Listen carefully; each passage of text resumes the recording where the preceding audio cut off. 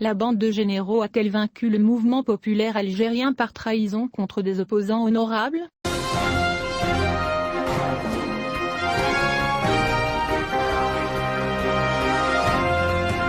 Le peuple algérien a le droit de respirer la liberté, il a le droit à une vie décente, le droit de bénéficier des richesses du pays qui n'en bénéficient pas, le droit de vivre en sécurité, le droit de défendre ses convictions et ses idées et les déclarer ouvertement et hardiment, et le droit de choisir qui bon lui semble pour les représenter.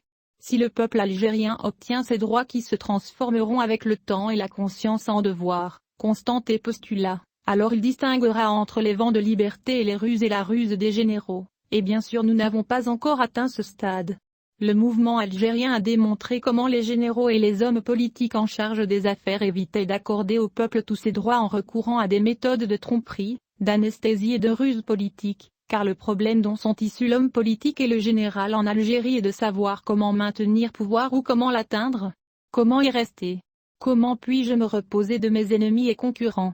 Et le contemplateur objectif en la matière verra que ces gens sont possédés par un sens pragmatique, utilitaire, et donc ils utiliseront des mots attractifs dans leur discours, par exemple, la force de frappe, la force régionale et la cause palestinienne.